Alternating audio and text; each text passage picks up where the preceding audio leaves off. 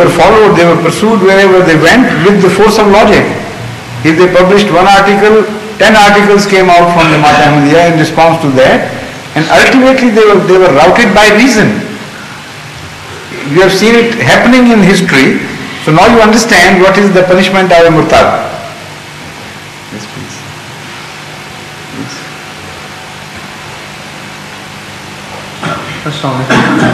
So my question is, why in this country, and by going on, when we come across this explanation that how we are being persecuted over in Pakistan and what's the background and everything, they suddenly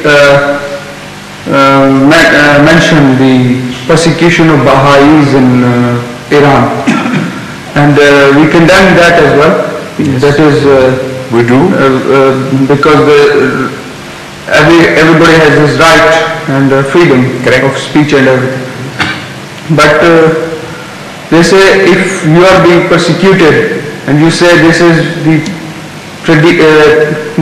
the historical fact that the religious followers of certain personalities as prophets, and they always persecuted. But Baha'is are also following a person as a prophet by them, and they are being persecuted. And what's the difference? How we can differentiate? So the Jews have been persecuted by the Nazis, and so in some places the communists are persecuted, in some places the imperialists are being persecuted. Yes. So look at this question in this larger perspective. Yes. Why to make a comparison between Ahmadis and Baha'is alone? They do, sir. You should point out to them that you should treat this question on a much larger canvas and understand the phenomena of persecution as such. Don't bracket us with Baha'is and then start comparing venues. If you speak of persecution as such, and then begin to analyze and understand what is the significance of persecution. This I have explained repeatedly before in your presence, and yet you have come out with the same question in a different form. I have repeatedly told and tried to make a distinction in a very hard and fast line between a persecution of a true religion as against persecution as such in general. The fact is that when a man, pious man from Allah, truly sent by Him, is persecuted and his followers are persecuted, the results of that persecution are totally different from the results of any other persecution. In the cases of other persecution, the party with greater power always wins and destroys the party with less power or which is weak and humble in every other respect. So it is a natural course.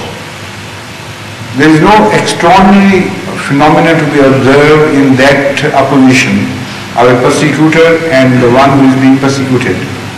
If the persecutor is strong, he will destroy the weak enemy which is being persecuted. But in case of truly religious persecution, what we claim is this, that exactly the opposite results ensue. A different phenomena is being observed.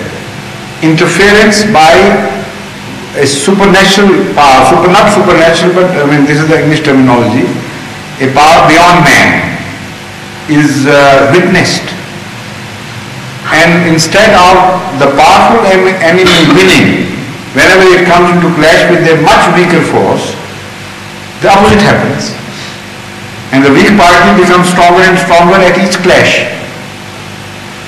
This is what does not happen, normally speaking, in other cases of persecution. No supernatural or phenomena happening pertaining to things beyond the human power is witnessed. Yet, if you further closely examine those cases, even there you will find sometimes weak parties winning and the strong parties being defeated.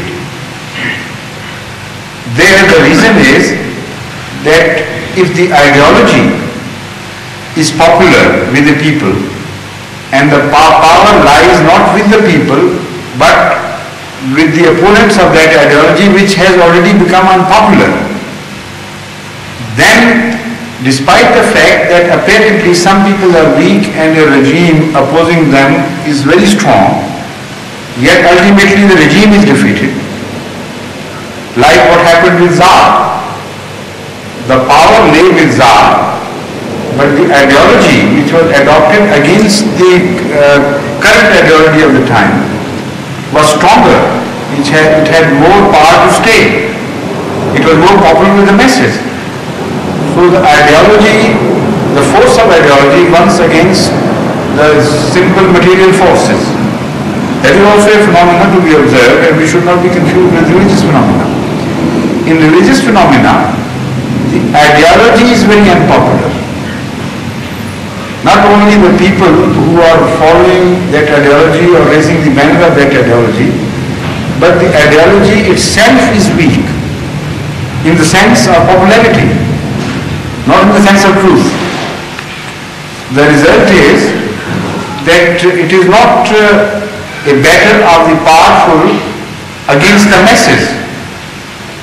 It is a battle of the powerful and the masses on one hand, and one or a few people on the other hand which have neither the support of the masses nor the support of the powerful people of the age. You can explain this phenomenon to them and then they will understand better. Look at the time of Hazrat Muhammad Mustafa sallallahu alaihi wasallam, what happened then? It is wrong to claim that Islam won because it was the popular thought of the time. It was the most unpopular thought of the time because masses had become idolaters and they loved idolatry like anything. So only they had to be told that this person has risen in Arabia who is opposing idolatry, and all the animosity was unleashed by just that declaration of the masses plus of the chiefs of Arabia. So the ideology was powerful only in its being true, that is all, but not in being popular. Now in the worldly affairs where this happens, even the true ideology will get defeated if it is not popular, because natural forces would take their normal, the natural phenomena would take their normal course. In case of communism, although it is by the judgment of history a stronger philosophy in truth than the so-called imperialistic philosophy in the field of economy, not in other fields.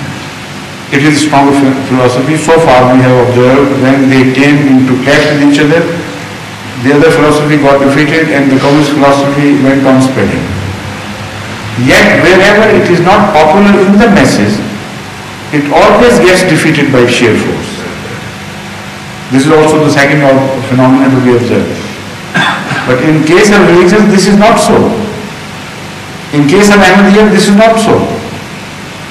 Even in that country where we are most opposed, where no stone is being left unturned to destroy Ahmadiyya, right in these hottest times, Ahmadiyya is spreading. Nobody can contain it. And the masses are against us. I mean, that is the beauty of it. We are not popular with the masses. They hate us because they can't reconcile to the revolutionary ideas of Ahmadiyya so far. But because fundamentally it is a truth and fundamentally there is an influence of, there is interference by God in this phenomena. So the normal phenomena is not permitted to take its course. Now this is not all. There are also predictions made as to the result of this conflict.